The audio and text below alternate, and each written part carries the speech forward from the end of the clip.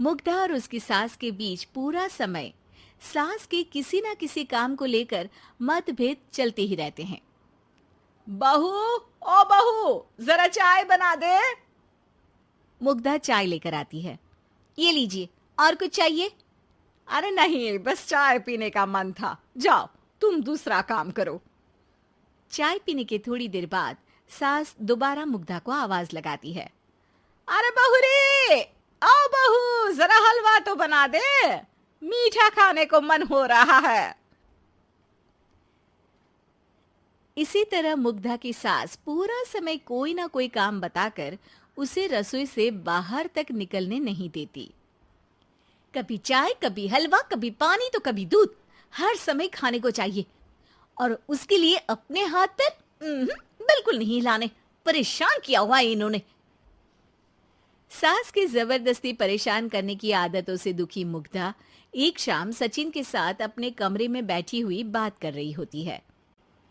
सुनो जी, मम्मी जी की ये जानबूझकर मुझे परेशान करने की फरमाइशों से मैं बहुत फ्रस्ट्रेट हो चुकी हूँ। पूरे दिन में एक सेकंड का आराम नहीं मिलता। रसोई से बाहर कदम रखती नहीं कि बहू ये बना दे, बहुरी वो बना दे। अरे इनकी फरमाइशें चलती ही रहती है। अरे मुग्धा, माँ खाने की शौकीन है, पर उम्र हो चली है, खुद खाना नहीं बना सकती, इसलिए तुमसे बोलती है। अरे तो शौक भी उम्र देख कर रखने चाहिए ना। समझ में नहीं आता, हर समय फेविकॉल का जोड़ लगाए सोफे से चिपके बैठी रहती है।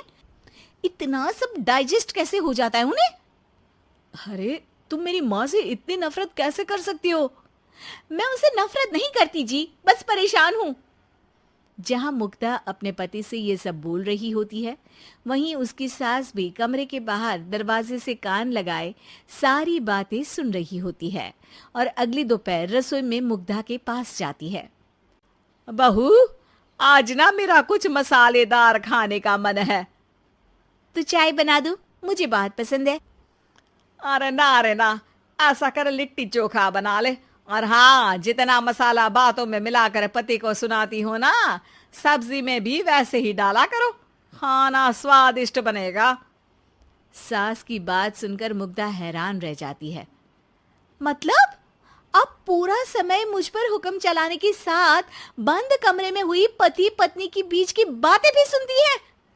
अरे बात जब मेरी थी तो सुनने में क्या दिक्कत है? ये कहकर सास वहां से चली जाती है। अरे अब तो हद पार हो गई। इस तरह से तो ये मेरा जीना मुश्किल कर देंगी। मुग्धा सास की हरकतों से परेशान उसका हल सोचने लगती है।